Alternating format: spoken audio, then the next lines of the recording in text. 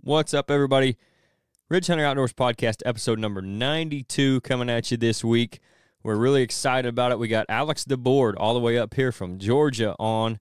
He was in studio with us. He was nice enough to stop by. He's doing some work this weekend, and they went on a little dove hunt, so that was exciting for them. But again, he was nice enough to stop by the studio and chat with us, so we got to talk about everything from podcasting, deer hunting, the dove hunting stuff, public land stuff, industry guys. It was just a lot of fun talking to him this week.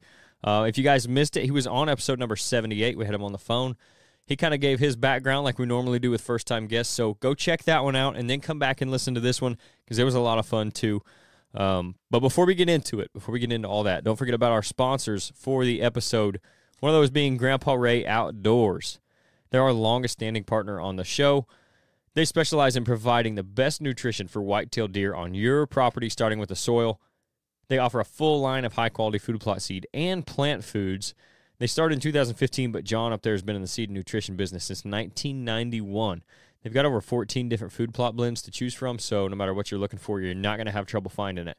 They've got fall and spring blends, corn and beans, switchgrass, liquid fertilizer, soil test kits, you name it, they've got it. They're not just about selling their products, though. They're going to answer any questions you have about what blends would be best for your specific property. That way you can achieve the best results possible. So you guys can ask them specific questions about where you're at geographically, or what kind of soil you got, what kind of shade or what kind of shade you've got going on in your food plots, and they'll tell you exactly what you need to plant to get the best results out of that seed, so you get the most bang for your buck. We've used their blends on client properties. Obviously, we're using them on our own properties. The results have always been as good as advertised. That's why we're going to keep using their seed, and that's why we partnered with them on the podcast in the first place. You can go check them out at GrandpaRayOutdoors.com and use the discount code RHO Podcast. That's all lowercase, no space, and you get 5% off. We're also a dealer for Grandpa Ray Outdoors, so if you guys need anything there and you don't want to order it through them, we can save you some money on shipping. Just come let me know what you want, and you can make an order through us, and we'll get you taken care of that way too. Our other partner for the episode is Rodney Hawkins. As you guys know, if you've been listening, he's the guy to talk to if you're looking for your own piece of ground to manage a hunt, or even if you've got ground, you're looking to get it listed. Maybe you're just kind of feeling out in the real estate market right now when it comes to recreational properties. He's going to be the guy to talk to no matter what one of those things that you're looking to do. He actually grew up hunting and fishing here in our area, Southern Illinois, and he's now putting that love for the outdoors into selling those recreational properties as a land specialist with Midwest Farm and Land.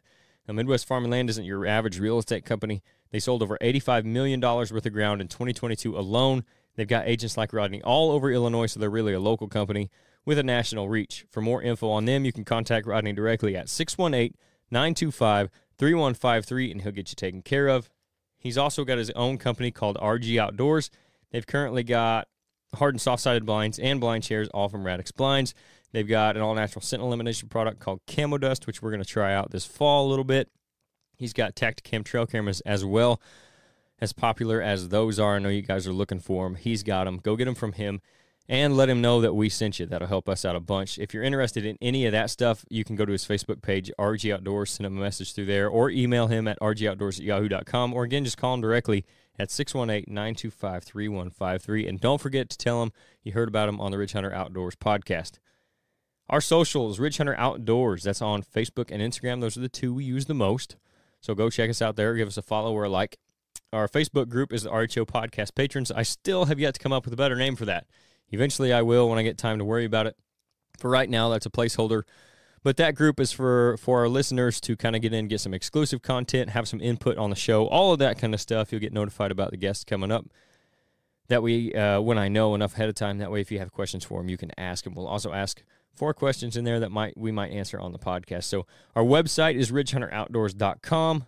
You can get any of our all-natural scent products on there. We will have the tarsal sprays. That's really our most popular product. They'll be in stock here coming up in a little over a month. You know, once season gets rolling, we'll start putting that stuff in stock. And our calming spray, which was a new product last year, and it did really well. As also, we've had a lot of luck with using it. So you guys can check any of that out at our website. We also have apparel on there. And anything you see on there that you want, RHO Pod is the discount code. That'll get you 10% off. That's all caps.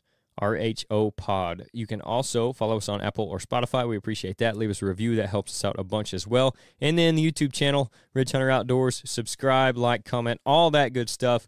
If you guys subscribe, hit that notification bell, you'll be the first ones to know when our first episode of the show for this fall airs. We're still kicking around names for it. Hopefully by the middle of this month, we'll have something set in stone.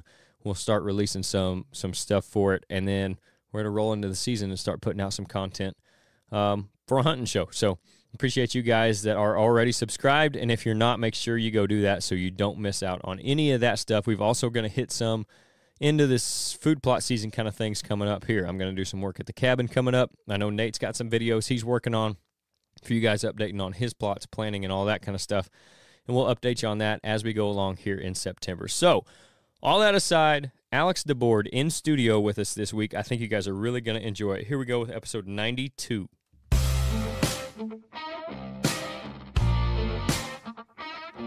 This is the Ridge Hunter Outdoors podcast.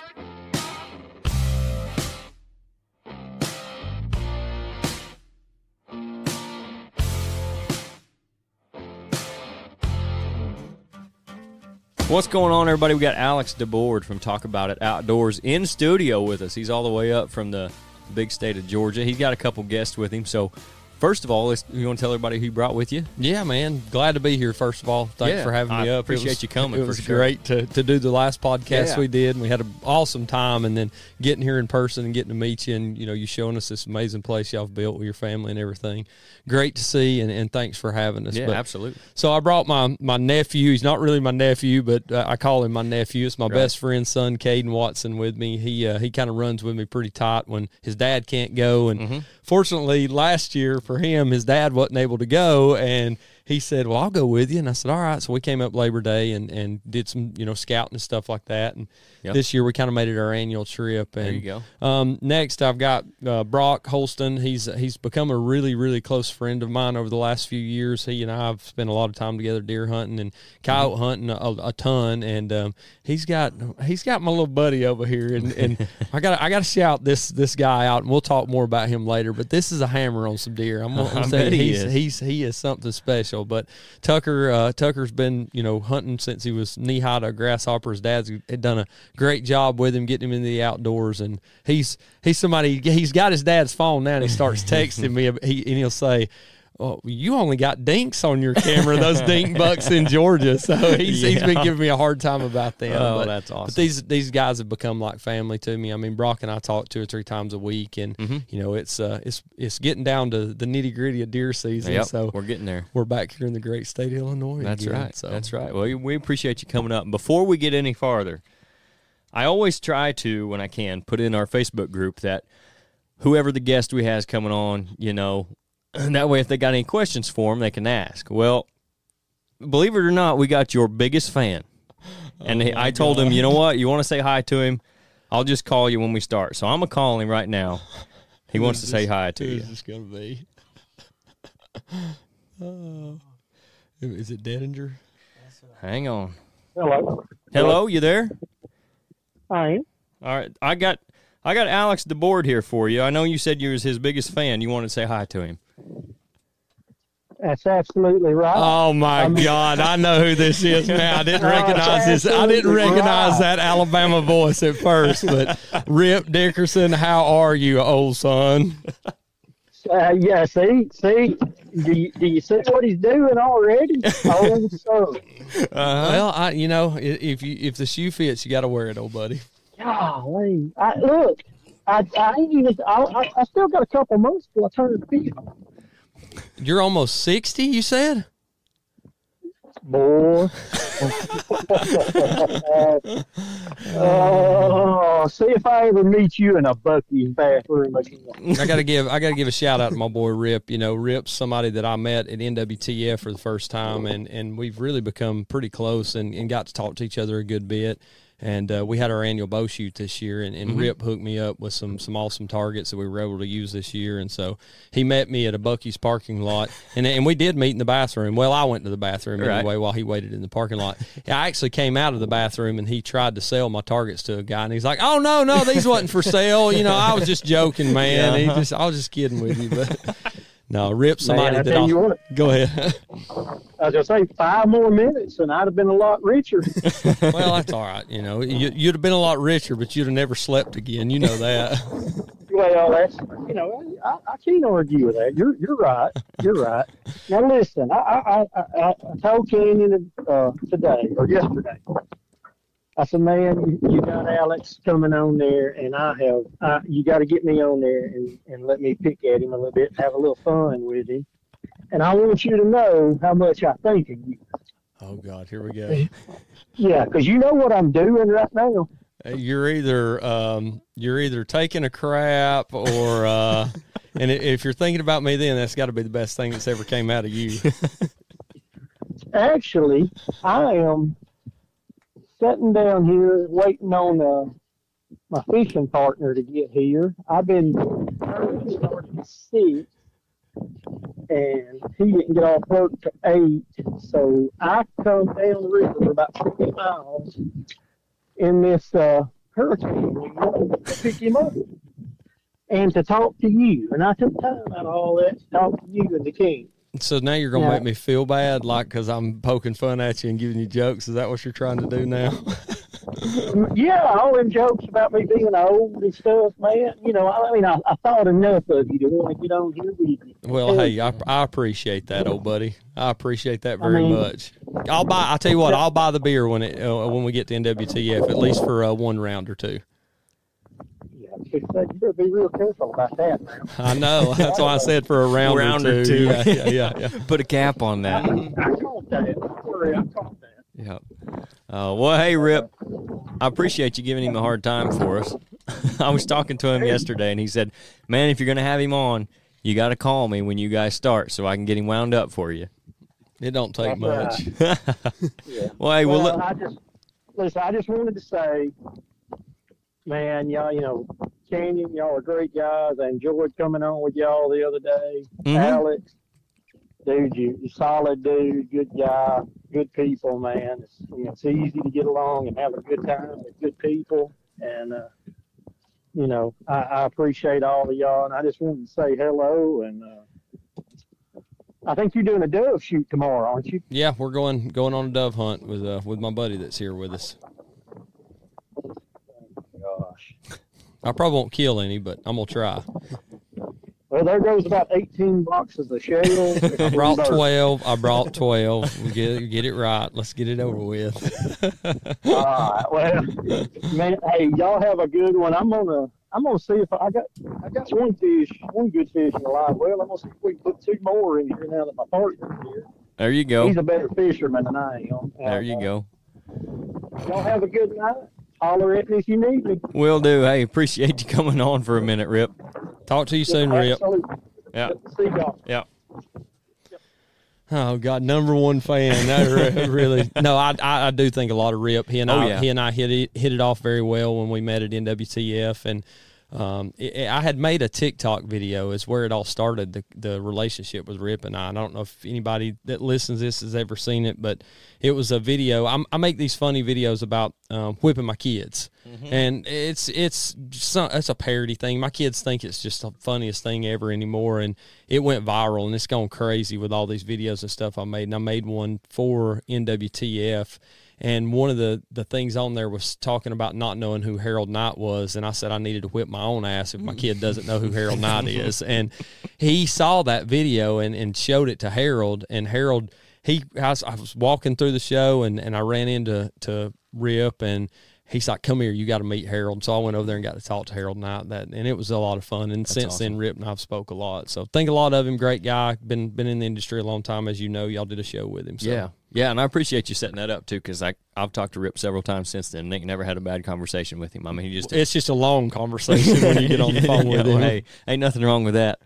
Oh, you Southern boys like to talk sometimes. He likes to talk even more than I do. And, of course, I mean, we named it Talk About It Outdoors there you for go. a reason. Yep. So. Hey, obviously, we like to talk, too. We wouldn't be doing a podcast. That's right. Yep. So we were talking a little bit beforehand, and I want to talk a little bit about your YouTube channel because I know a lot of people do know about it, but for the ones who might not, tell us about what you got going on with the Chasing Weekends show and everything with your YouTube channel, because it's, like you said, it's kind of taking off. Yeah, we started with the Talk About It Outdoors podcast, and then we started the Talk About It Outdoors YouTube channel, and we really didn't know where it was going to go. And I'll be honest with you, in the beginning, Nicholas, my partner on the show, was, I'm not doing any video and I'm not doing any of that stuff. And as we started to progress with the podcast, he's like, well, maybe I want to do some video stuff. Let's try this. Let's try that. And from there, it kind of spawned a full season last year where we only had 2, maybe 3 hunts of the whole season. And I was like, man, if we're going to do this thing, we really need to kick it off and do it right. And that's when we kind of expanded our team and decided to bring on more people because,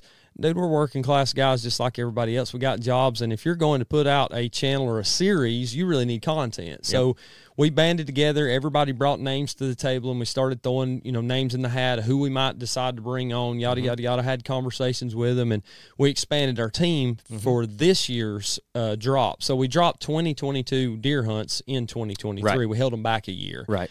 And Nick kind of came up with the idea, and all on him. He said, man, we don't need to call this Talk About It Outdoors. He said, because that's the podcast. Right. And we already had the YouTube channel, and I didn't really want to rebrand it because there's a lot that goes into that and getting followers, et cetera. But no doubt, we kind of started thinking about what we wanted to name it. And we already were calling it Weekend Productions. And Weekend Productions was kind of like what we do on the weekend. It was easy for us to do that. So we said, why don't we call it Chasing Weekends? And we kind of bounced that idea back and forth off of each other. And, I mean, it's been unreal how much it's grown because we wanted to do a weekly show. We didn't want to drop out like a Midwest Whitetail where they drop 20, episodes at one time. That's just not what we wanted to do. We wanted to actually have a drop for it. And so we put together 10 great deer hunts this year. Some are 8 minutes long. Some are almost 30 minutes long. And it's from all the way down in Georgia when we're hunting, and then we go to Illinois for 5 episodes, and then we're in Iowa, and then back in Georgia again. So we had a great season last year, and I think it's only going to grow from here because the guys are able to see what we did with it, and like, I need to do this more, I need to do that more, and they get an idea and actually can see and learn by that and see what we did. And it's a little more tangible, like they can see what's possible, where it could go.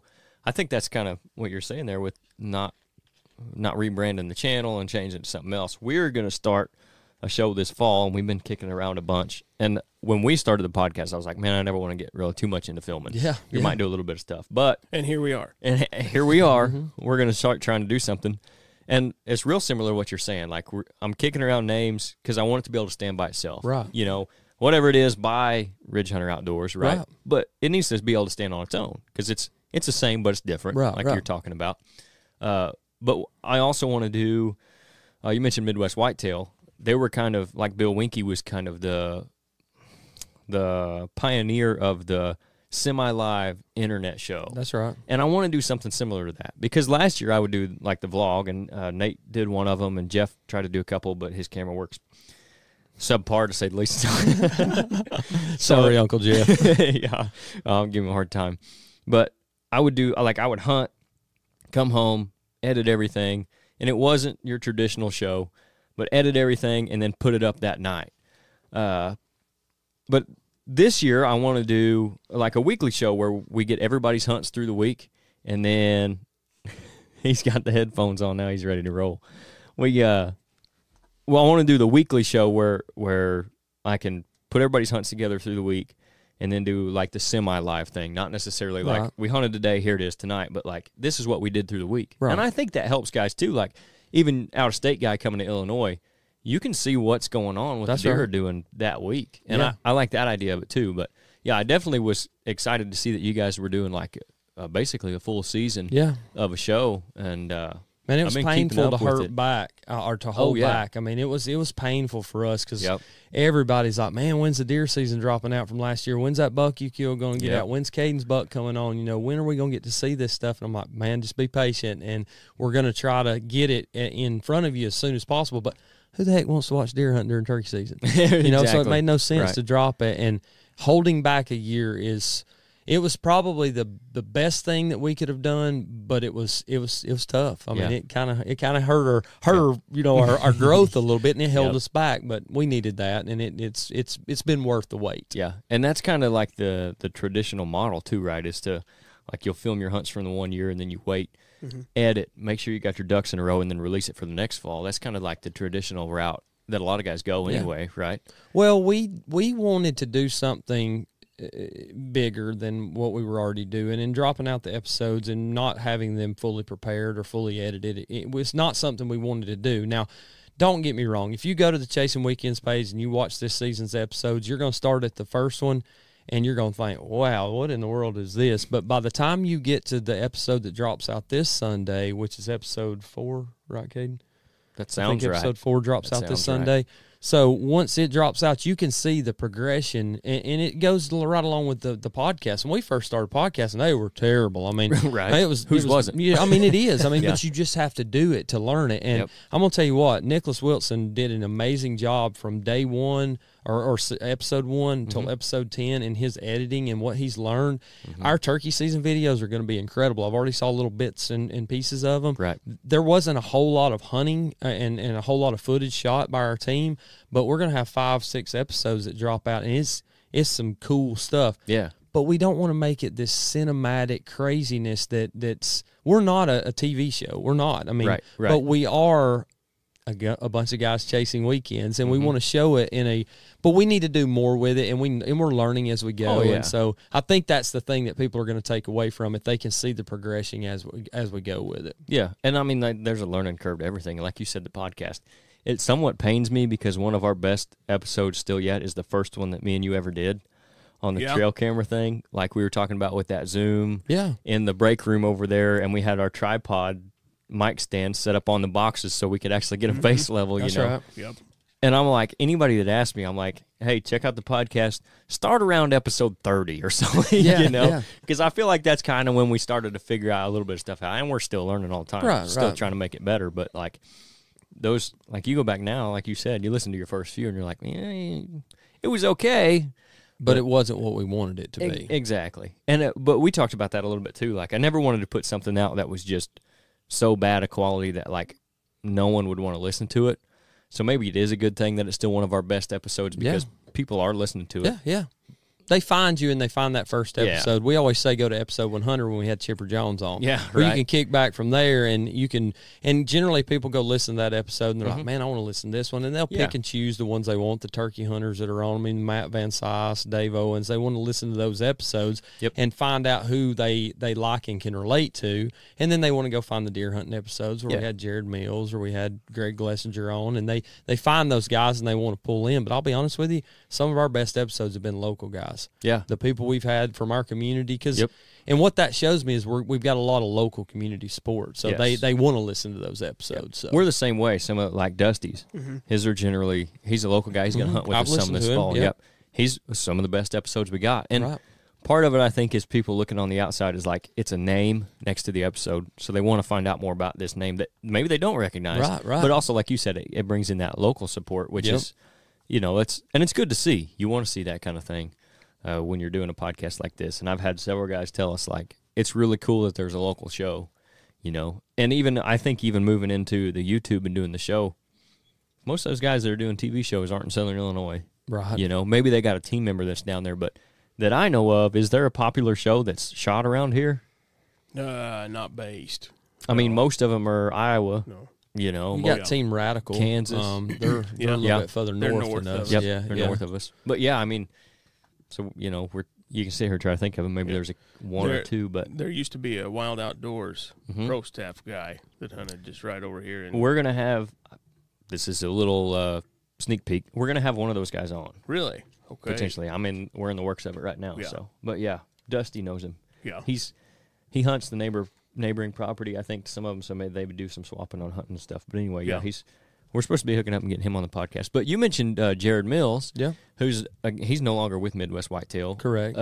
When did you guys do that episode? And how was that talking, to him about that? Jared was great. I mean, it was one of our favorite episodes. Definitely a top 10 episode that we've done. And it was very I don't know how to put it. It was very enlightening because Jared is smart. I mean, he is a very, very smart individual, and what Nicholas and I took away from that episode more than anything was his drive and his vision for what he wants to do. He's not the type of person just to go lightly into something, and he emphatically professed what he wants to do for the future. And at the time, we had no idea that he was going to leave Midwest Whitetail. Right. But I'll be honest with you, after that episode, and I went back and listened to it, he kind of was talking around the idea of it without actually saying it. So it was interesting to go back and listen to that episode. And I'll be honest with you, man, one of the coolest experience we've ever had was at NWTF when Jared and what was the camera guy's name that came with him? I can't remember. One of the camera guys that left Midwest Whitetail with him came, and we actually had him on a show at one point. I don't even remember what his name was, and I apologize for that. But he came to our booth at NWTF. He stood there for an hour and a half. I mean, we were standing there with, arguably one of the top names in the hunting industry right now. Yeah, for sure. After that ghillie suit buck, I mean, that put him over the top. And we kind of talked on that a little bit on our show, but he stood there at our booth, and who are we? I mean, we're just a bunch of good old boys from down in Georgia that are doing this thing, but he had enough of a relationship with us through an hour and a half long podcast to come and spend that much time with us. That meant the world to me. And that's when we really kind of, after NWTF, was like, look, dude, we're doing something pretty special here. We got to kick it up a notch and start doing the right things and making sure we're doing the right things. And it was absolutely amazing. And I've got Jared's number. I've talked to him several times. He's got new things coming out that he's working on. He's got his own YouTube channel now, Jared Mills, and he's doing things in not a semi-live, but he's taking it back to kind of the roots of things and doing it in that raw format where it's not a huge cinematic, masterpiece, but he's showing the detail in what he does. And, dude, you can learn from him. That's for no sure. doubt. Yeah, it's kind of cool. Him and Bill Winke are kind of doing the same thing now because Bill's got his own channel now. That's like you said, it's not like the huge cinematic thing, but man, if you can't learn from that guy, your ears ain't open. But yeah, like you said, Jared, after Winke left, like him and Mike Reed were like heading that show, that Midwest Whitetail Chasing November thing. So you're right, one of the biggest names in the industry right now, arguably. And to me, I look at what you're talking about. Like he'll take the time to stop and talk to you at your booth, like an hour and a half, whatever. He'll stand there and talk to you. Those are the kind of guys that I appreciate that I can talk to because they remember that they were the guy that nobody knew wants to. That's right. Or they were the guy that's where we're at or where you guys are at that's kind of like right on the border of like a lot of people knowing about you. That's right. Like a lot of people do, but you know what I mean. Oh, yeah, I know There's exactly different what you steps in mean. the process. But because we'll go to shows, and one of them that we have seen before, a group of people, and I won't say who it is, I can tell you after. It just seems like I want to know now. I want to get some drama started on Ridge Hunter like we do. It just seems like if someone doesn't go talk to them first, they won't say a word to anybody unless it's one of their partners, someone they work with that's a big name. It's just like them, the group of people that runs with them. They just won't talk to anybody. They don't mill around to the other booths. Like when we go to shows, one of us will stay in the booth, and the other guy will go around and just shoot the crap with somebody in their own booth that we don't know from Adam, but we're all there for the same reason. So you can go have a conversation with somebody. I will throw in, I'm always going to go to the people who have food in these instances. Oh, you like to eat? Yeah, for sure. I like to eat too, but I just talk a lot. I burn all my calories off through my mouth. That's what I do. I'm like, I'm always talking. That's why I'm burning my calories. So you need to talk more. That's what it is. You got calluses on the inside of your cheeks. Yeah, my tongue's just blisters all the time from talking so much. I know Brock gets tired of me calling him all the time. He'll be like, I got to go. I'm like, no, you got to go. Yeah. It's only been 35 minutes. We got another hour to talk. Oh, we're at least an hour in most conversations. We'll find something to chew about. Yeah, so. for sure. But like going back to those shows, even that, like you got to run around. Yeah, and the guys that we ended up beside at the Bloomington show, just awesome guys, and we went back and forth with them all weekend and talked to them. And you do get stuck at some of those shows by guys that just maybe they're nice enough people, but when it comes down to talking to them, like it just whether it's the personality don't click or they're just not that open to talking to people. So it's cool to know that someone like Jared, who's like at the top, will still stop and talk to you and chat Greg with you. Glesinger's the same way. I mean, he came to our booth. He came to NWTF and walked right to our booth and stood there. I'd never met Jared in person. Y'all had met him the year before because I wasn't at NWTF, but he'd came by the booth, and he made it a point to come back over there. And I'll be honest with you, if there's three people that I can honestly say that have been mentors to me as we've grown, it's Don Higgins from, Chasing Giants. Everybody knows who Don, Terry Peer. They've got an amazing show that they do, podcast, video series, etc. But Greg Glessinger, I have been on the phone with Greg for 3 or 4 hours, just us sitting down, just having a chat about things. Yeah. And those two guys have stood out a lot to me as we've grown and everything else, and kind of gave us a spin on things that we may or may not have thought about, but it's grown and helped us. And it's I talked to Don just a week and a half, 2 weeks ago, and we bounced some ideas on some things back and forth, and some things that come into play for us is the whole partnership conversation. And as we've grown, we've had the opportunity to work with a lot of different companies, and they're trying to throw things at you and try to get you to do this stuff, and they just don't feel right. And that's one thing we've always stood beside is not chasing something just because it's $1. Right. And that's where we've kind of laid our staple down is, I don't care if it's what you think is the right thing to use. If I don't believe in it, I'm not going to tell people about it. You and I talked about that a lot on the show, and it's something that's came in, man, I couldn't tell you this last 6 months. Oh, boy. Since our show, it has went crazy with the opportunities, and we haven't done a single one of them. I mean, just it hasn't felt right, and it hasn't been something we wanted to do and bring on as a full partner. It's about our growth, and as much as we'd like to help everybody else grow, you got to focus on yourself first, and we just don't have the time right now to grow any more than what we've done. And it's been a blessing in the same time. I mean, when a company calls you and they want to put their brand on you because they believe in what you're doing, gosh, what better honor could you have that they believe in something and they want to put it on you? But at the same time, it's hard to say no. It's a tough conversation for me. I'm like, sorry, it's just not going to work. And if anybody's listening and they're starting a podcast or starting something, that's the only advice that I can give you other than just to go and do it. Right. Be careful who you get in bed with, because there is snakes in the grass everywhere you look, and they're looking out for them instead of you. And if you're not looking out for each other, you've got a sponsorship, you don't have a partnership. Exactly. And we don't have sponsors, we have partnerships. Yep. So We're the same way. And I think once you start straying away from those standards, or you kind of bend that and you think, okay, this time, we really don't believe in the product, but man, that dollar amount, we're gonna do it. Yeah. I think as soon as you start doing that, people see through it. Oh, 100%. And if they don't see through it immediately, they eventually will. At some point, they will. And some of those roads are hard to ever get back away from, to turn around. Some of those roads are hard to. I don't think some of them you ever back away from, because if you get in bed with the wrong, let's just throw this out there. Let's go with the wrong broadhead company. All right, what do you have to do to be successful as a deer hunter? Kill deer. Right. If you're using with that broadhead that they're wanting you to use. Well, let's just say that you don't have a successful experience with that broadhead, and then you've used it and you didn't believe in it, you've immediately put yourself in a position for people not to. What happened on that? Well, I was using a bad broadhead. Well, you told me on episode 150 that's the broadhead I should use, and your ad.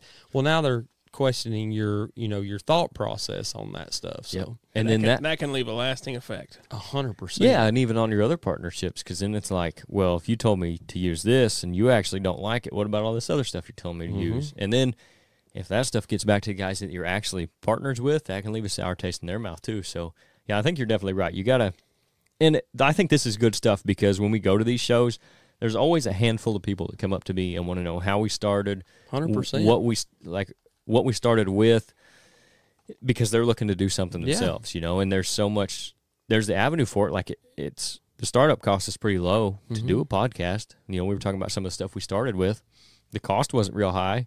It takes some time and takes some patience, but you can get out there and do it. But this is the kind of stuff that I think is good information for those people. And there is a bunch of those people out there that are looking to start to do something. Yeah, and I think that I get more and more of those questions at every show we go to, and we're dialing back shows big time. We've done way too many, and it's just this season. It was tough on us. I mean, we had 9 weeks where we weren't at home from Thursday until Sunday. Yeah, some weekends it was Friday to Sunday, and I'm going to tell you, man, it got to the point where Nick and I both were like, dude, it was tough to get up and go and do it. But it's not that we didn't want to go to the show, but we didn't want to be away from home. Yeah. It was just too much work for us. So it was tough, and I think that's why we want to dial it back. But we do get a ton of questions from people at shows, and I'll be the first to say I will take the time to tell you I don't have time to talk about it here, but here's my phone number. Call me next week, and we'll have a conversation about this. Yep. It may or may not work what I did for you, but I'll tell you exactly what I did because there was nobody there to help me when I started. When Nick and I started this thing, we had no idea. We had nobody to reach out to, nobody to answer these questions, and we still don't, except for a select few that we can reach out to. And we tried. Dude, we tried to reach out to some of these people that were successful, and they wouldn't even bat an eye at us. And now that we're having success, we've had conversations with or around those people now,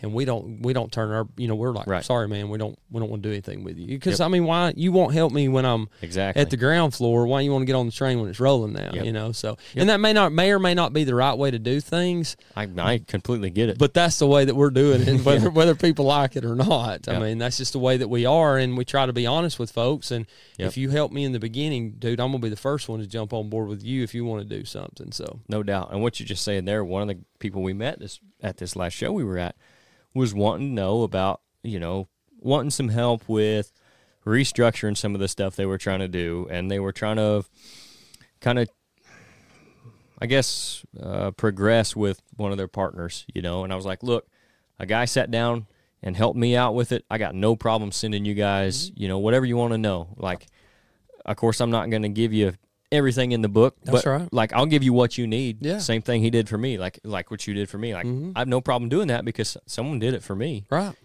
And I think that says a lot about you guys too, because like you said, there wasn't anybody there in the beginning. You're still willing to do that. Yeah. But what it comes down to too is knowing that they're good people, or at least having a pretty good idea they're good people. They don't all turn out that way. Well, I'll go ahead. I'm sorry. No, but I was just going to finish up there. Like, that's the kind of people you want to help out, is the people who you think have a chance, the people who are actually good people, and it's worth your time. Right, right.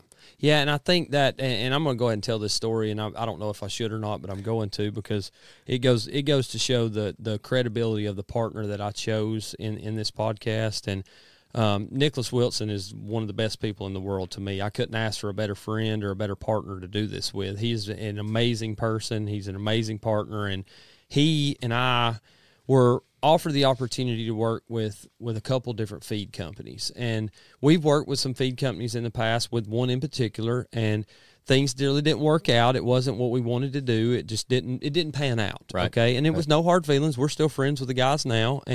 But we were offered the opportunity to work with a couple of different ones. And we had relationships with both companies, and both companies had done things to help us grow. And we were trying to make a decision on who we wanted to get, basically go to bat with.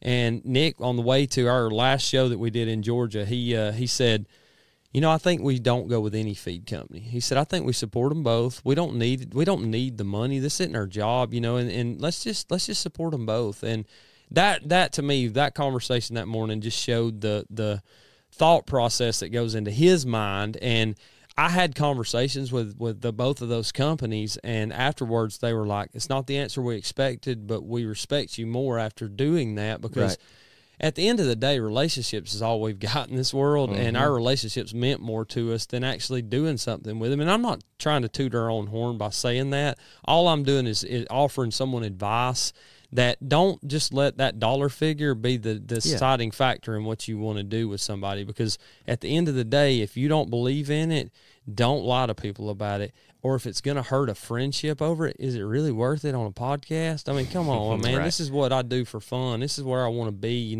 on Tuesday nights when we record with my buddies, not worried about hurting somebody's feelings or whatever. And some people's feelings, I don't care about, and that's neither here nor now. But at the same time, there's people in this industry that would just snatch that dollar up and run with it. And I'm not a part of that life. It's just not who I want to be remembered for. Because one of these days, this is all I'm going to have left as a memory of me. I'm going to be dead and gone. My kids are going to be able to go back and look at this and maybe listen to it, or someone's a friend of mine or whatever. And when they have that to listen to, hopefully at the end of it, they can say, well, old Dad, he did this the right way, or my buddy did this the right way. And that's the kind of, mentality that we've got with this stuff. And I don't know, it's doing pretty well for us so far, so we'll see where it goes from there. I mean, I think that's definitely the way to go about it. But not to beat the business horse to death, you got this dove hunt tomorrow. Yeah. And you said you do this.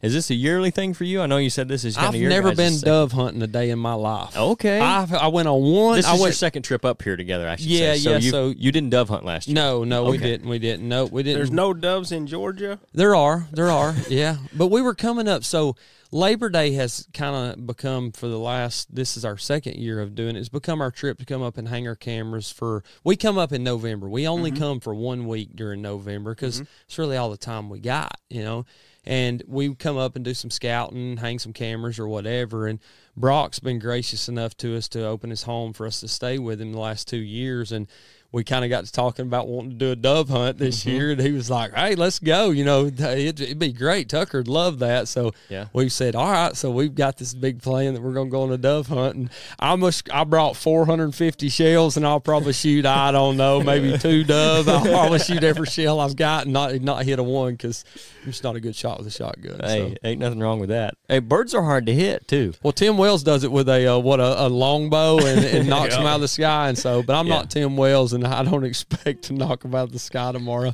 But I'm going to do my best, dog. Hey, I bet it'll be a lot of fun either way. Oh, it's going to be fun. And that's the thing about it. It's become so much fun to come up because I was actually here for I don't know twice during coyote season. I think me and Brock hunted together, and now he and I talk on the phone and it gets progressively more and more the closer it gets to me coming up. And I'm like, I'll be there Friday. And, he's like, all right. And he'll call, that'll be on Monday. And then Tuesday we'll talk for an hour. What are we going to do? What do you think about this? What do you want to eat? And then it just goes from there. And we called and talked today. And I've started sharing my location with him where he knows exactly when I'm going to be here. He's like, all right, I'm waiting on him. I see him. I picture him standing in the driveway like a kid waiting to see somebody get off the school bus. When in reality he's probably working on a tractor or something. He's just there when I pull up. So that's the way I like to picture it anyway, old buddy. So while you're sitting out there listening, you can that's what I'm gonna picture. Don't correct me if I'm wrong. I want to live with that dream. So that's awesome. That's what it's all about too. So the doves you're going to shoot tomorrow, are they doves or are they black doves that look like blackbirds or they call doves that look like robins or killdeer? Well, I'll be honest with you. I've never had to eat crow a day in my life, and that is a what is it called, a pun or right, whatever you call it. I have had to eat crow a few times, not the way that the actual bird, but anyway, no, I'm going after dove because I want to eat them. That's the one thing. He cooked us some last year, and that's great. First time I'd ever eaten them, or ate them, or however you say that word. We say it different in the South, so it's eating them or whatever. And it's I'm looking forward to eating them. I promise we won't correct any grammar around here. No, there's no grammar. If you do, you might as well go ahead and start back on the editing side of things because I can promise you I've thrown out 15 words that people ain't gonna recognize up here. Like, who in the heck is that hillbilly? We got our education from the school down the road here, so in a town of 1,100 people, you don't get too picky about grammar. Well, if you do, it's just I don't know if that's the right way to do things or not. We don't get corrected around home either, do we? Unless Nick says Spokane, and I give him a hard time about that, and we run a whole podcast because of it. So, y'all ever argue? Oh, we've had plenty of, mostly when Uncle Jeff's here. Buddy, we have left. We've never quit during the middle of a show, but we've had a couple. Nick's made me mad about something, or I've made him mad about something, or we've made Cody mad about something. It just soul up, not even talk. I'm not talking no more. You can forget it. Just turn it off. We've had a couple though, especially in the early days. Of doing it. We had a couple. Me and Nate get along pretty good.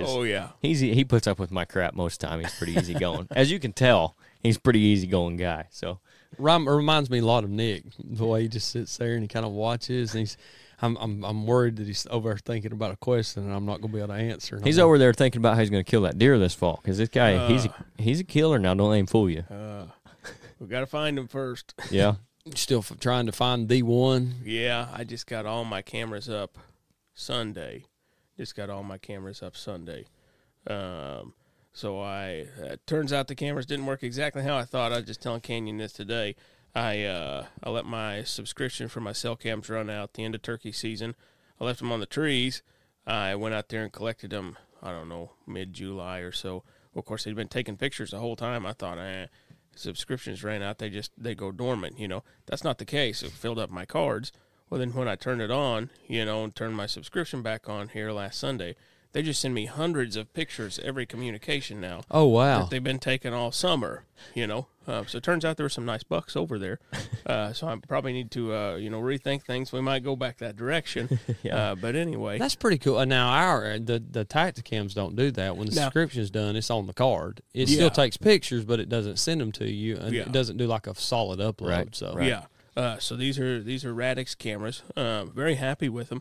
I didn't realize they work like this though. So when the subscription ran out, they just filled up the card, and I didn't change the cards. I just thought, it told me, when I was done with turkey season, because I kept deleting them off through the app, you know, it said the cards were like 2% full. Well, I turned them back on. It says cards are like 70% full, 95% full. So there goes all your data. And then, it's bad. Overage charges like crazy. So we had to go back and buy a bunch more, to make up for this. But it's just sending thousands of pictures through, I don't know that'd be tough on me but now I don't leave any cameras in the woods anymore. No, I don't either. I can't because I've done that before. And them batteries, I don't know how they sell them batteries up here in Illinois. But them batteries down there in Georgia, son, will lead a camera in two. Yeah. I mean, it'll stand there looking like it's been melted in a forest fire.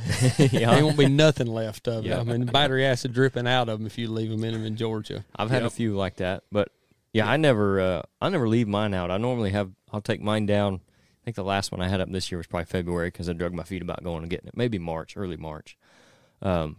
But then I ain't even got mine back up yet. I'll put them out generally in the middle of September. And I actually talked about this. This is Friday when we're recording this.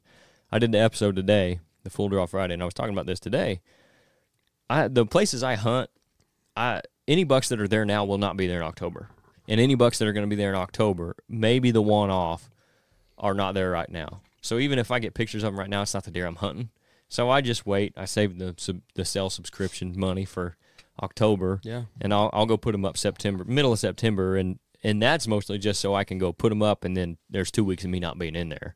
You know, it ain't because I'm trying to see the bucks at the end of September, but I don't even run mine until the middle of September, just because they ain't the deer I'm hunting, and that's just where I'm at. Some of that, I mean, it's fairly common, I think, but some of that is just where I'm at. Like I'm not hunting the bucks that are there in the summer; they switch on me. Our season opens next weekend in Georgia. Does it? So we're we've been getting ready for the last little bit, but man, it's been a tough year for us on deer. It's been so hot in Georgia. I mean, it's been stagnant 100-degree days for days and days on end. Heat index of 110, 115. I mean, we've had some boiler room days that we haven't seen heat like that for an extended period of time. Right. In my lifetime, I've never seen that. So it's been crazy to see it go and go and go and go. But one thing that's been tough for us has been the not being able to stay on one deer. I mean, we have not, for the first time ever, I've not been able to pattern one single deer that I'm going to hunt.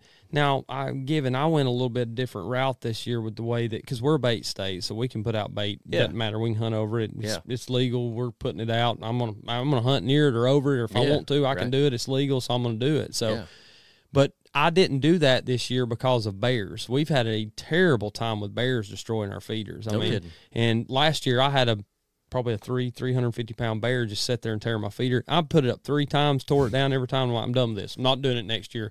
400 pounds of corn on the ground. I'm not doing this again. So it got to the point where I didn't want to do that. And so I put out salt, and then he still showed back up. And I'm like, I'm not dealing with this. But I just got lackadaisical with putting my cameras out and putting feed out and everything else. And I'm just going hunting. I'll just be honest with you, man. I want to go back to just going hunting. I mean, and those are the days that I enjoyed a lot, and I think that's kind of, as much as the baiting has helped to identify deer, I don't think it's really helped me kill any more deer. I mean, I've not shot a monster buck I've not shot any bucks over bait. Other than the 8-pointer I killed me and your dad a few years ago. I had some corn out, and but it was a little urban area that I hunt, so they're going to come to corn. I mean, they're there. I mean, so it was kind of keeping him in the area, and I killed him over it. And I don't have any shame in that. Listen, I'm the kind of guy as far as I'm concerned. I'm the kind of guy that if it's legal, I'm going to do it. But I'll say this, that it's made me a lazy hunter, and I'm 100% able to admit that. And I think that's what's so intriguing about going to the Midwest and hunting and doing the things that we've done the last few years. It gives us an opportunity to go and experience a place that you're going to have to really get back to hunting. And let me tell you something.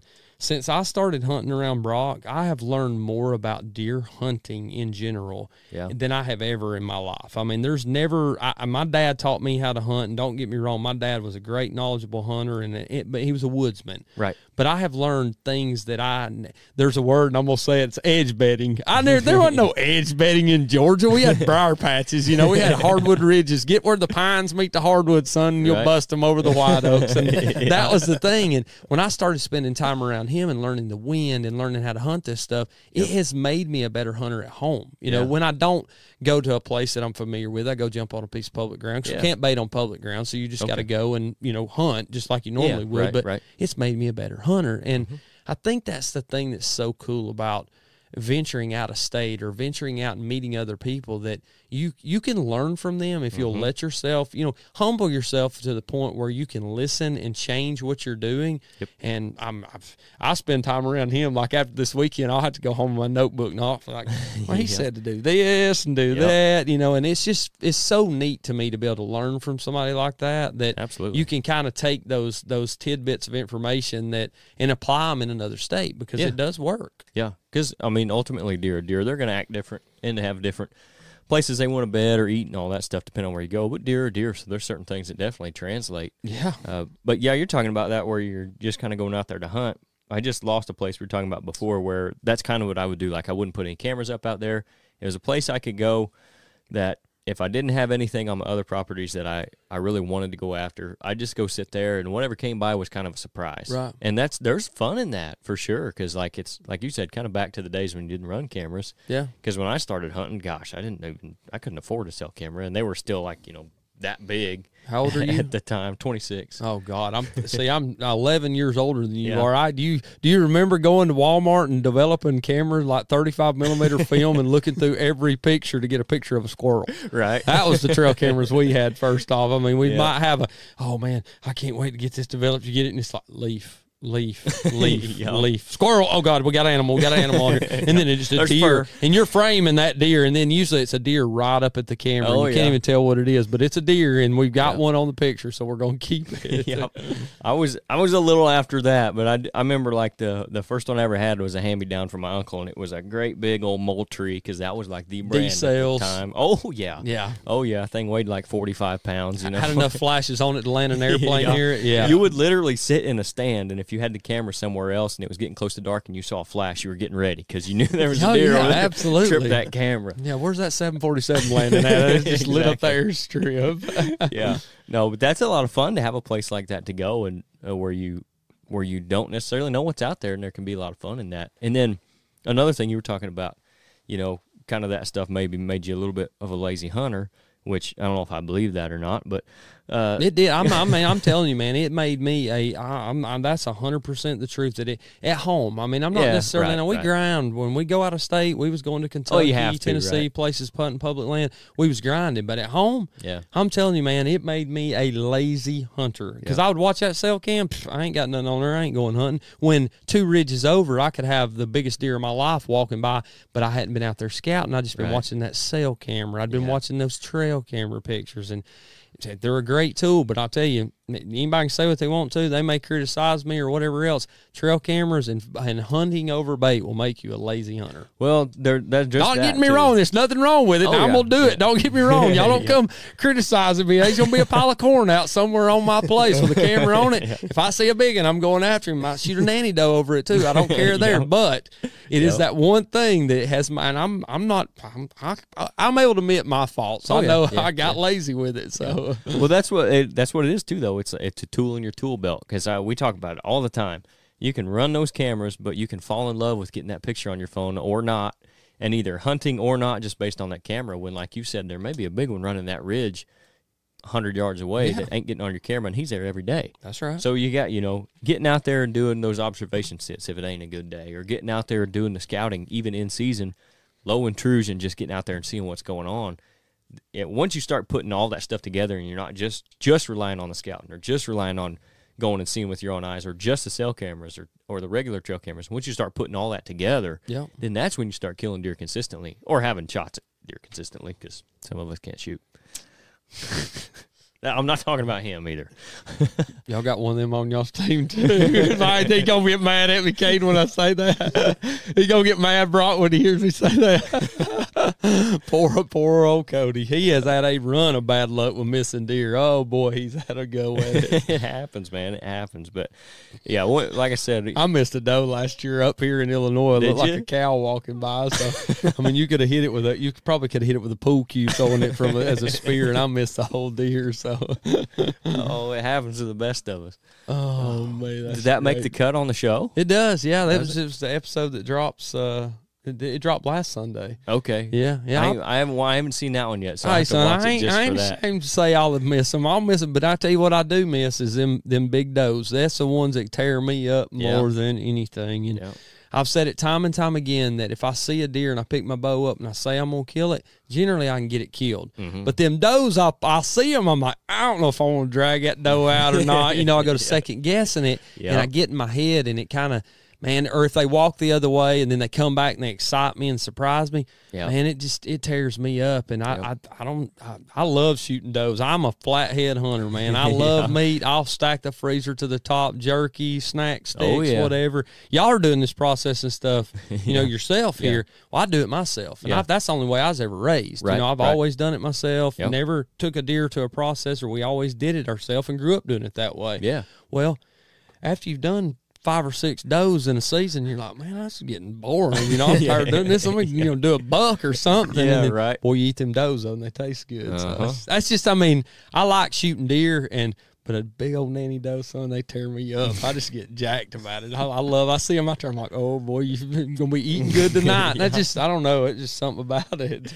They get up there in their noses as long as that table, and you're just ready to kill them, huh? Look like a donkey walking out there. You're like, oh, this is going down now. I'm fixing to eat good. We don't have donkeys in Georgia, though. We've got like 85-pound does. Well, yeah. And if it's the smaller ones, everybody's like, and I heard this the other day. This is an interesting, and I think I actually heard it on the Hunter podcast, which I don't really listen to those guys, but I heard it on their TikTok, and they were on with a guy and was talking about people look to shoot mature does off their farms when they really should be taking out these young 1.5, 2-year-old does and taking out fawns. It would be better for their herd if they did that, because the mature does are the ones that are getting bred by the mature bucks, and it's passing on better genetics. And I'd never heard that theory before, and it's something that I've got on my agenda to ask somebody that's got a heck of a lot more knowledge than me, a Don Higgins or someone that's got Dr. Deere, one of those guys that I run into, and ask them, what is your thought on this? Because it makes sense.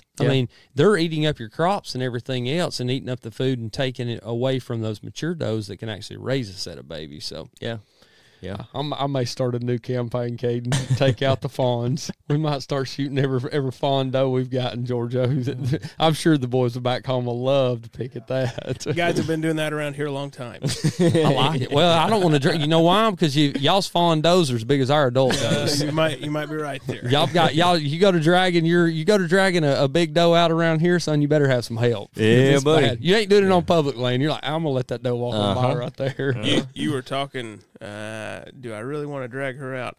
I'm always thinking, when I shoot her, which direction is she going to run? That's right. Well, and you probably outweigh me by a good 100 pounds and probably bench press me 2 times over, 10 times over. And so I can't drag deer that far. I got to, either quarter them up or call for help, because it ain't coming out by itself. Yep. We still want to be able to get the side-by-side really close. That's right. That's the goal. Yep. Well, public land, you can't do that. Right. And that's something yeah. I mean, we come up here the first few times hunting public land, and it was like, good God, what am I going to do with this deer? And fortunately, I met a guy that had a bicycle one year, and he had a trailer, and he pulled it out. Bill, that's another thing that, I've never had a bad experience meeting people on public land out of state. People talk about that all the time. If they ran into somebody or whatever, I don't care. You're up walking around, you're probably going to jump a buck out of its bed anyway and run it to me. So, fine, that's no worry to me. You're here just like I am, so why make it a bad situation? I just don't believe in that, Yep.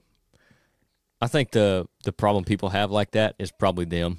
Like, if you're having issues with somebody like that you were probably a jerk first. Like, most of the time, that's the experience I've had. And that reminded me of something I saw today. And maybe at one time I was like this, I don't know, but it pisses me off to no end that these guys whine and cry, and one of them was on a Facebook group that I run the other day about out-of-state guys coming in and shooting all of our deer. Like, first of all, they ain't shooting all of the deer, right? You know, we got one. You know, we get one. Exactly. I pay $500 for one buck tag. Exactly. So. Second of all, they ain't your deer. That's right. You know what I mean? Even if you own the ground, they're on the ground, and they're on your ground, they ain't your deer. Yeah. And it's almost the same thing as like the guys that just hate the idea of the crossbow hunting all year long. Right. They become, for lack of a better term, a lazy hunter on their property because they ain't got to deal with nothing else. And as soon as somebody comes in on the neighbor's property and starts hunting, or as soon as somebody's shooting them with a crossbow that they think is too easy or whatever, they might have to change what they've been doing to be successful and kill deer. And I think that's the biggest issue they have with it. But, I mean, if there's one thing it's a pet peeve of mine that listening to guys from around here, it's them bitching and moaning about out-of-state guys coming and shooting all our deer.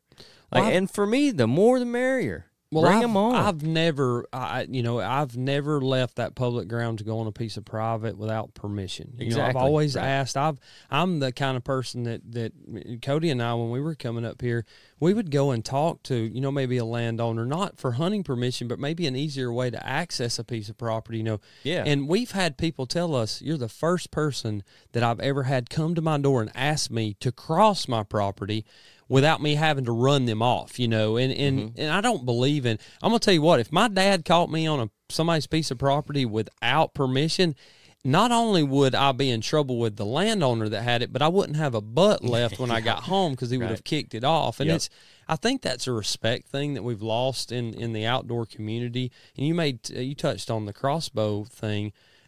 In 2020, I wouldn't have got to come to Illinois and hunt if it wasn't for the crossbow being legalized. And people's like, well, I blew my thumb off with a firework and I couldn't pull my bow back. And I was like, I was upset because I wasn't going to get to come up here hunting. Cody's like, buy you a crossbow. And we got to researching it, and I bought a crossbow. Yeah. And I had never had any problem. If it's legal to do it, why are you having a problem with someone doing it? Because not only are they supplying money to your state, especially out of state, but even in state, I have no problem with someone wanting to hunt with what they can hunt with, And now, does some of these crossbows that are out now give an unfair advantage to someone that probably doesn't need that advantage?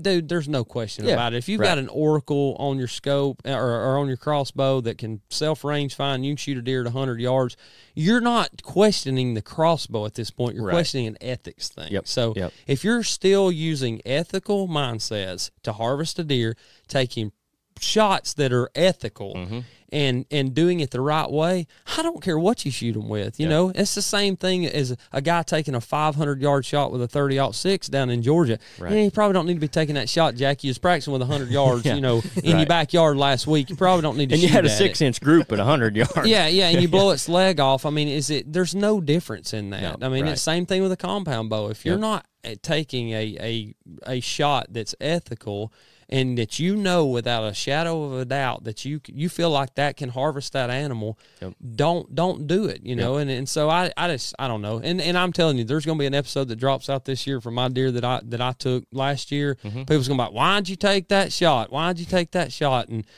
Brock was the first one that said, he's like, boy, that was a risky shot, but you did it right. And I didn't want to take that shot. It was not the perfect side shot. It was, facing me. It was quartering hard to me. And I went back to what T-Bone Turner told me. He said, burn a hole in it, son, and let her fly. And that's what I did. And I knew my equipment. I knew I could shoot.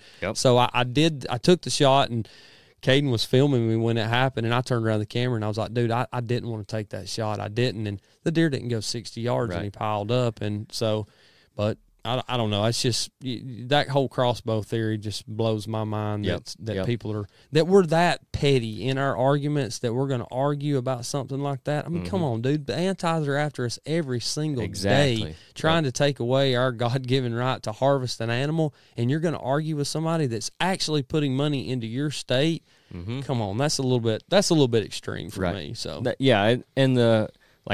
if you want to be mad at somebody for trespassing or whatever, I mean, I get that. Oh, yeah, 100%. You walking on my property, it's in-state guys do that kind of stuff, though. And that ain't just the out-of-state guys. And there's been trouble with it around here locally, and I completely get that. And the same thing like you're talking about. If guys are doing stuff that's unethical, completely get that too. But like that's one of the biggest arguments against the crossbow thing is like, well, guys are taking shots that shouldn't be taken. Yeah. Well, I was talking to him about this. I'm like, stupid people are going to do stupid stuff, whether they got a crossbow in their hand, whether they got a compound bow in their hand, or whether they go get the 30-06 and a spotlight. I heard you talking to Rip that he was talking about being in Illinois hunting. He said a lot of those shotguns sound like rifle shots, and I was like, yeah, that's true. You know, that's true. I mean, it ain't the crossbow that's doing it. You know, no, and that's true. It's the person that's shooting. But you're talking about taking that shot, and honestly, quartering to you, if you got the equipment to do it, just bury that thing right on that shoulder. That's what I did.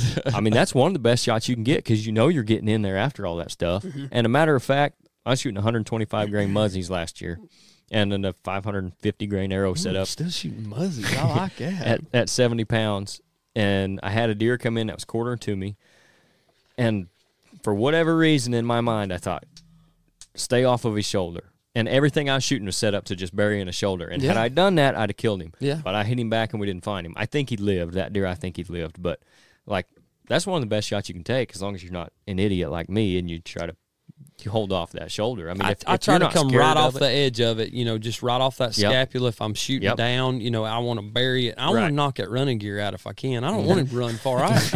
Boys, I can't drag no deer that far. I'm 150 pounds soaking wet. I'm 6'2". I ain't got the wind for it no more either. I smoked cigarettes when I was in my early 20s, and I regret it every day. I mean, I'm like, I've been drinking too much beer for dragging these deer out anymore. I can't do it. Yep, that's right.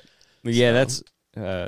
I actually switched after that, and then not because I thought the broadheads were the issue. Yeah. Like, to me, it was just because I shot 2 in the same week and didn't find either of them. And one of them was... And these were nice deer. Yeah. Well, I'll show you both of them after we get done. But I was like, I just had to give me some reason to get back out there and try something. Yeah. So I switched broadheads, and I went back to a similar model of bow that I was shooting before. I got the one that I shot both those deer with. I'm like, just something to get out there.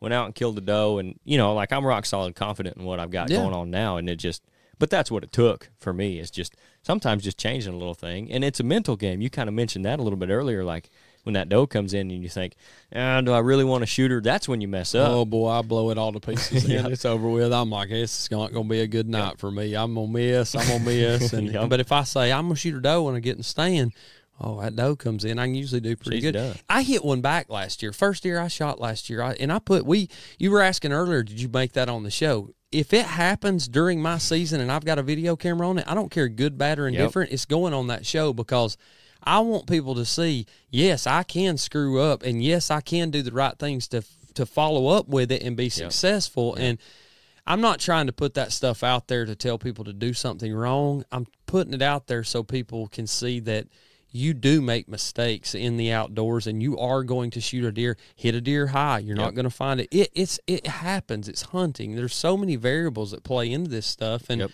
people think you're going to make that perfect shot every time.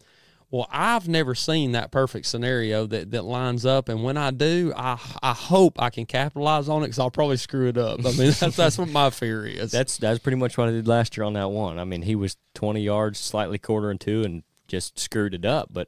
Like, if you hunt long enough and you shoot enough deer, it's going to happen. Yeah.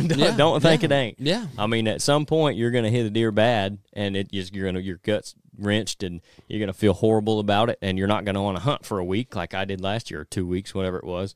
But you got to get back on the mental game of it and get back in the saddle and get back out there after them. Y'all started saddle hunting? Literally saddle for some of us. Did you start saddle hunting? I ain't yet. Man, Brock, he's been a big-time stand hunter for a long time, and he got in a saddle, and Caden and I brought our saddles up, and he'd got him one, and then he bought one.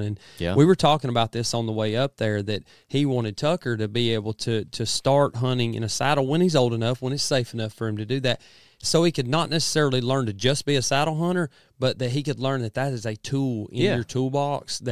And I'm telling you, and I'll be the first to admit, I was never going to wear a saddle. I was like, I ain't hunting out of a saddle. You know, I'm a tree stand guy. I'm a lock-on guy. I'm going to run this 40-pound pack all the way in there and hang this up with these sticks and everything else.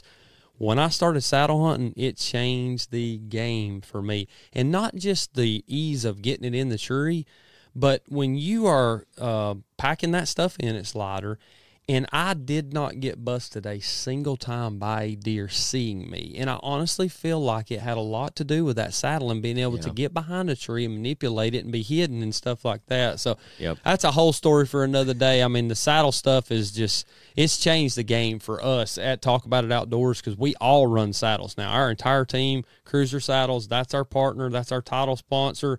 And they're not just a partner or a sponsor. They're our friends, right? And they're a great company. And I got to shout them out because them's my boys. I mean, they've done so much for us and helped us in so many different ways, and it has changed the game for us as hunters as a whole. See, at some point I'm going to try them, and I think for me it'll be one of those things that, like we talked about with the trail camera, it'll be a tool and tool belt. Yeah, because the properties I've been hunting, and Nate's the same way. We know 90% of the time the deer there, what they're going to do, where we need to be, right?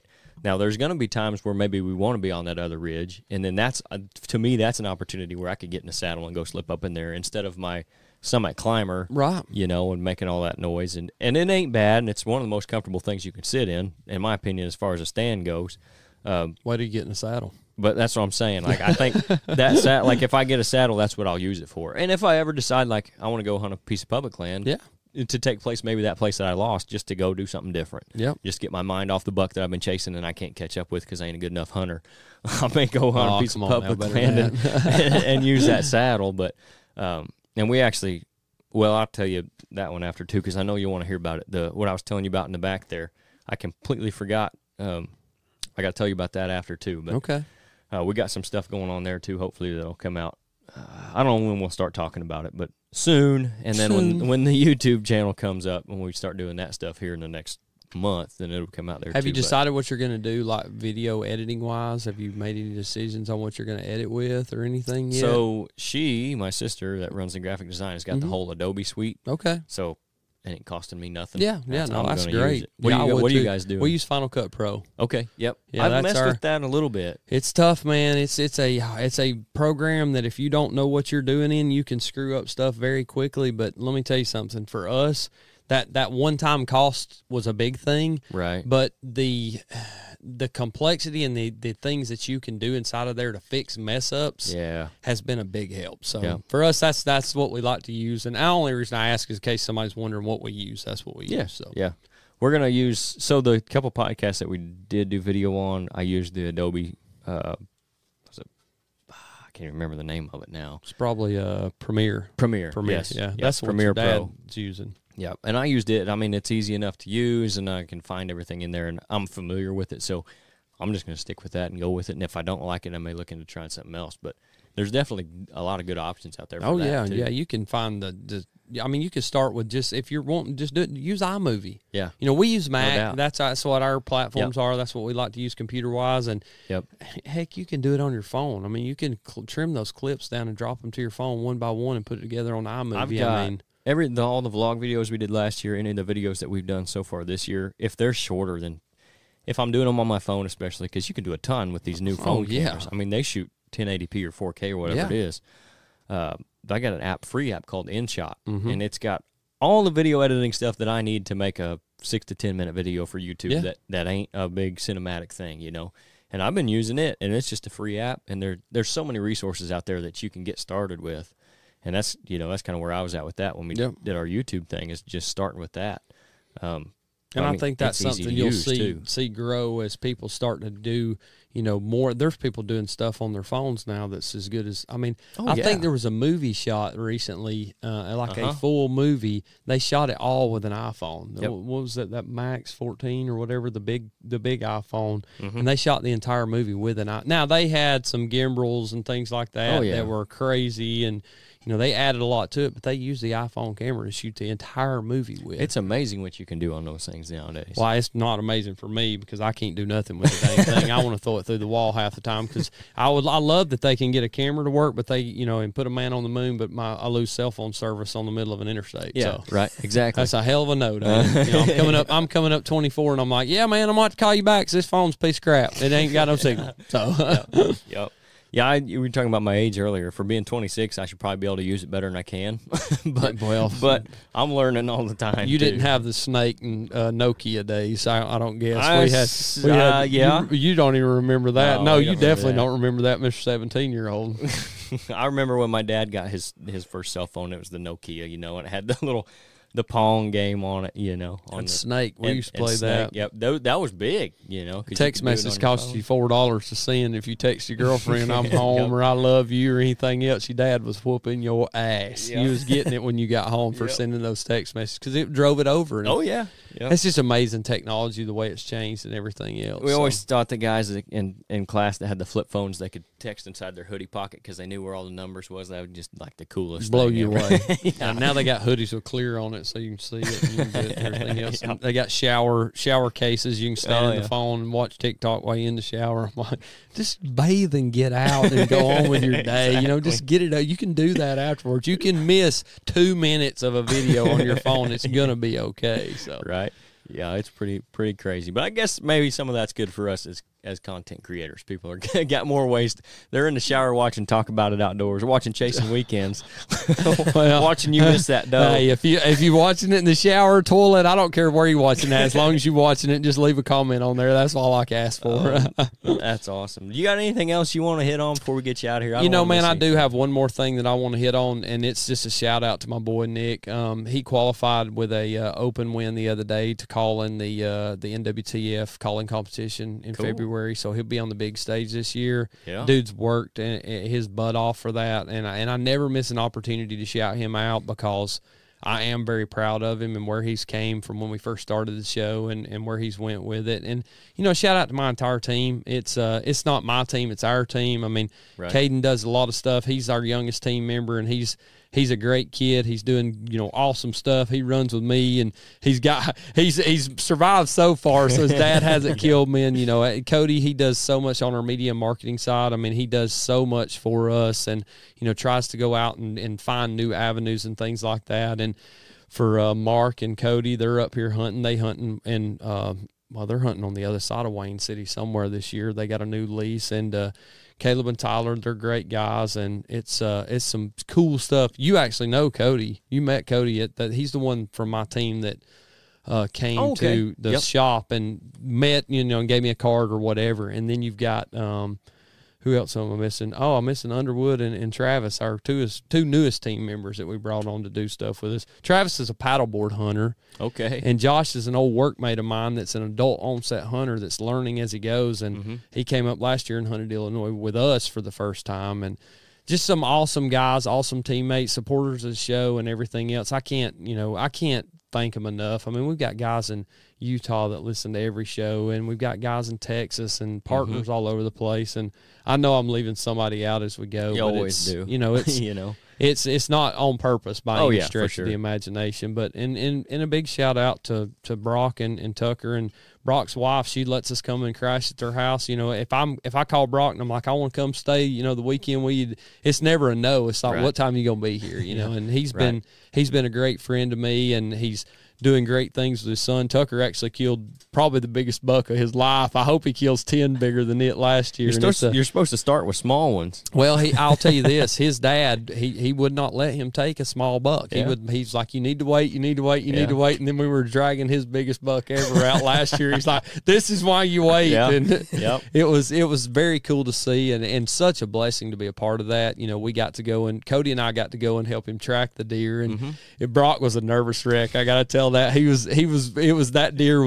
was making us all nervous there at first, but Tucker, his dad's done a great job with him, getting him involved in the outdoors, and he was finding blood that we couldn't find. And we walked up on this moose that's laying there, and it's like, holy cow! We had a time getting it out of there, but we got it out. It was great. So these are, like I said, it's the people of Illinois are just like the people of Iowa. I always talk about them on shows and things that there's a common misconception that Yankees aren't friendly folks, and I'll be honest with you, y'all are a hell of a lot friendlier than most people I meet in Atlanta. I mean, and they're not from Atlanta anyway, but it's just the people that I've met up here. They have become more like family to me than I could ever ask for. So keep being good to folks. That's all I can say. That's my only piece of advice, and build a team around you that'll make everybody else, all you haters, jealous. That's what I like to do. So, well, hey, we really appreciate you coming in here and taking the time out. I know you got stuff going on. You're scouting deer and going out and doing a dove hunt in the morning. Man, I love it. I'm glad you invited us up. Yeah, absolutely. And like you said, we'll have to get together sometime in November when you're up hunting, because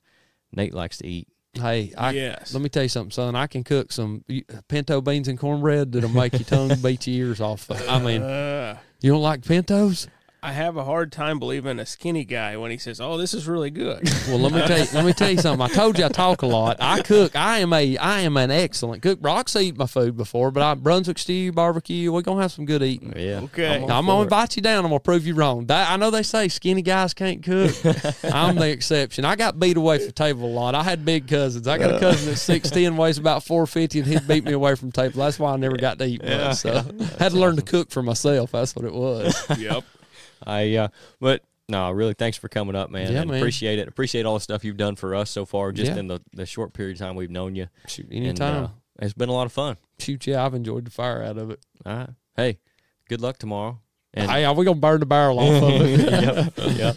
And stay in touch too. Oh yeah, we'll this definitely season. be in touch. We're gonna be back real soon to the great state of Illinois. Thanks for being here. And I gotta shout one more thing out. I gotta say this. If you haven't already, go over and check out the Ridge Hunter podcast. They've got some amazing stuff going on. They got a YouTube channel coming up, but definitely after you watch them, go over and check out Chasing Weekends on YouTube and check out Talk About It Outdoors. For sure. I'll link all that stuff in the description too, so it's easy to find. But appreciate everybody tuning in. Hopefully you guys enjoyed that. I know I had a lot of fun. Hopefully you guys did too. So till next time, man. See ya. Later.